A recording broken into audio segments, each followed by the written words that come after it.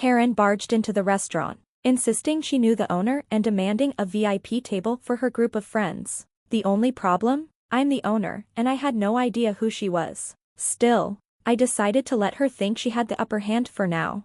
As dinner went on, one of her friends asked me if I thought my life was meaningless because I worked as a waiter. That was when I knew I had to get back at her, and I wasn't going to hold back. The backstory. This happened around Christmas and New Year's. My grandparents had immigrated from Italy in the 1970s and opened a restaurant. After their passing, my parents took over and expanded the business for decades.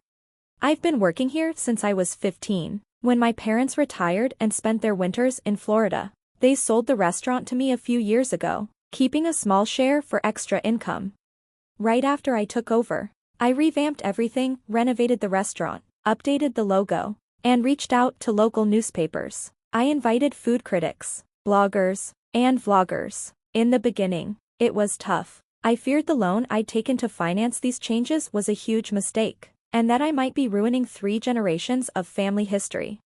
But slowly, things began to turn around. A local YouTuber featured us in one of his videos, and the buzz started. More people came in, and even on Mondays, we were packed. The restaurant became the place to be, especially during big events. Celebrities even started popping in, and I hosted some high-profile dinners myself. It was expensive to keep up with the demand, but we were fully booked for the holidays. People had to reserve months in advance, and it took years to reach this point.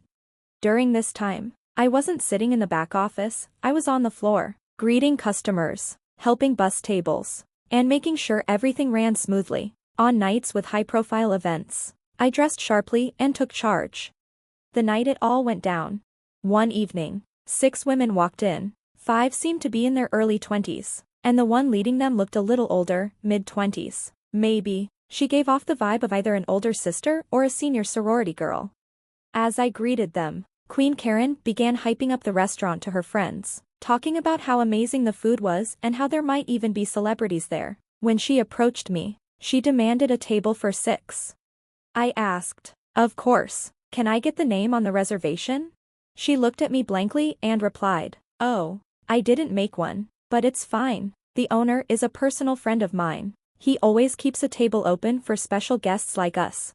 Now, while it's true that many high-end restaurants keep a few tables open for VIPs, I had no idea who this woman was, and she definitely hadn't mentioned any of this to me. I immediately recognized she was trying to bypass the system.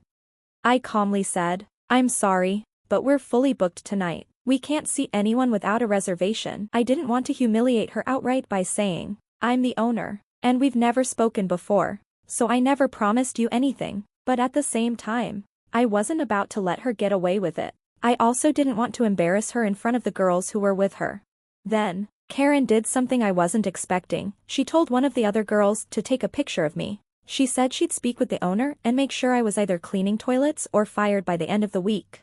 Her friends, the baby Karens, joined in, taunting me with phrases like, "Yeah, kiss your minimum wage job. Goodbye." I couldn't tell if they were just going along with her or if they genuinely believed she knew the owner.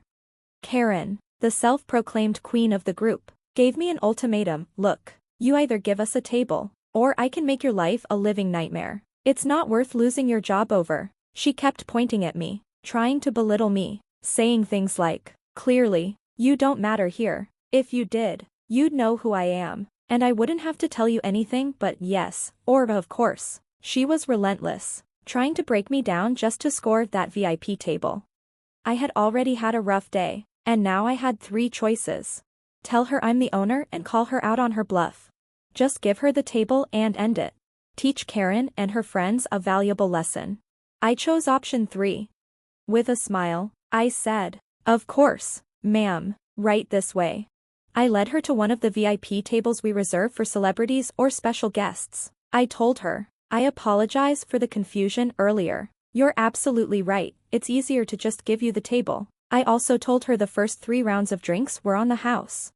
I personally seated them, and as I did, I explained, "We'll just need one of your credit cards and IDs for our records. We'll return them to you before you leave."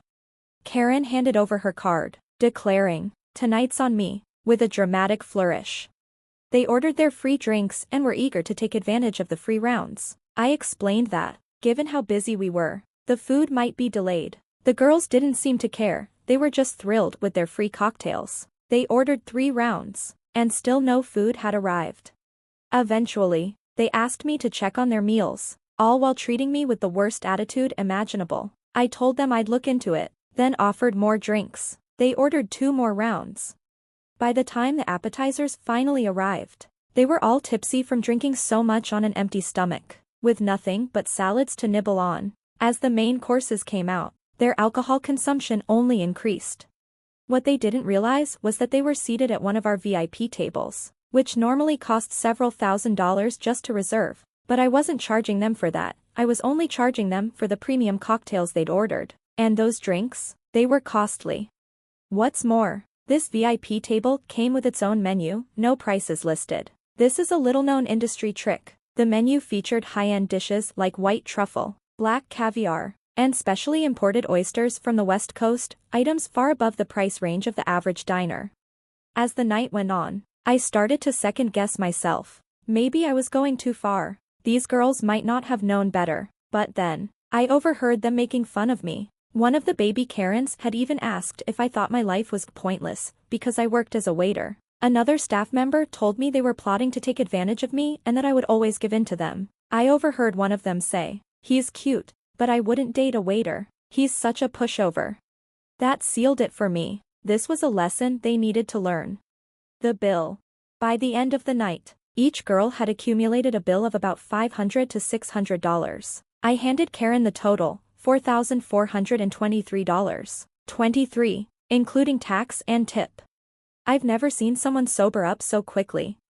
She went from laughing and chatting with her friends to staring at the bill in disbelief, her face turning pale. She immediately called me over, asking if this was a joke. I took the bill, scanned it, and apologized, saying, "I'll get you the correct bill." She seemed relieved, assuming there had been some sort of mix-up, and called me an effing idiot before turning back to her friends. But when I returned and handed her the exact same bill, her face dropped. I simply asked, "Is there something on the bill that you didn't order?" The girls went over the entire bill, even reviewing the first 3 rounds of drinks that I'd comped. They pulled out their phones and started calculating the total over and over. Queen Karen, looking like she'd been struck by lightning, muttered, "1 second, I need to use the restroom." Part of me worried she'd try to dine and dash, leaving her friends to deal with the bill, but I subtly reminded her that we had her ID and credit card on file. 10 minutes later, she returned with fresh makeup, clearly having cried. She went on about how awful the food was, how terrible the drinks were, and demanded I cut the bill in half. Then, she turned to the baby Karens, asking them to help pay the bill, despite having earlier told them the night was on her. In a last-ditch effort, she once again brought up her supposed connection with the owner, hoping it would somehow convince me to lower the bill. I smiled at Karen and simply said, "No, I can't change the bill." She pulled out her phone and showed me a series of text messages from someone listed under the name of my restaurant, followed by the word owner. It clicked instantly. She had probably spent her time in the bathroom changing one of her friends' contact names and deleting previous messages to make it look like she was talking to the owner. I quickly scanned the messages, clicked on the contact information, and replied, "That's not the owner's number." Her response was immediate, "He has multiple phones for business. Of course, you wouldn't know all his numbers." I raised an eyebrow and said, "All right, here's the deal, if we call him, and he says it's okay to take 50% off the bill, I'll do it." That set her off. She started screaming and ranting, causing a scene that drew the attention of the few remaining patrons. That's when I knew I had to wrap this up. I told her, in a firm tone, "Enough, little girl, you don't know the owner. You've never been here before, and if you keep causing a scene, I'll have no choice but to call the cops." Her tone changed immediately, and she tried to defend herself, but I wasn't having it. I leaned in, my voice steady. "My grandfather founded this restaurant. My family has been running it for generations. I've worked here my whole life. I'm the sole owner, and I've never seen you, heard of you, or made any promises to a stranger I just met tonight." The baby Karens were frozen, unsure how to respond, and Queen Karen was crying. I continued, "I gave you the VIP table. which is typically reserved for high-profile guests. And I didn't charge you for that. I gave you 3 rounds of free drinks. Now, you're going to pay the bill, or I'll call the cops and hand them your ID and credit card. Karen, still crying, reluctantly signed the bill. The baby Karens pulled out what little cash they had, probably a couple $100 between them, and handed it to her, promising they'd pay her back later. The aftermath. 2 days later, an angry man stormed into my restaurant, demanding to speak with me. One of my bartenders informed me of his arrival, and he had to wait for about half an hour in the lobby. When I finally went to meet him, Karen was with him, head down, looking embarrassed. I took them both into my office and pulled up the security footage. Since they had been seated in the VIP section, the cameras had excellent audio, and we kept detailed records due to past incidents. I played the entire sequence of their night, every comment, every order. When the footage ended, he stormed out, yelling at Karen the entire way. I haven't seen or heard from any of them since, but that original bill, which didn't even include the $120 oysters they ordered, is now framed on my desk as a memento. A side note, I didn't actually lose much money from this situation. The VIP table was always meant to stay empty that night, so I wasn't expecting to profit from it. The cost of their extravagant meals and drinks more than covered the free rounds of drinks I gave them. Final thoughts. Now that the full story is out, was I the jerk? The most striking thing about this incident wasn't just their attempts to weasel their way into a VIP seat or avoid paying, it was their entire worldview. That one comment about me being inadequate as a waiter really stood out. There were several times I almost considered letting it go, but then one of the baby Karens had the nerve to ask if I felt my life was pointless because I was just a waiter. That attitude was beyond entitled. There's absolutely nothing wrong with working any job, whether it's waiting tables, cleaning, or anything else. I can't stand the idea that some people think they are somehow superior to others just because they hold different jobs. It's disrespectful, and that's what Karen failed to see.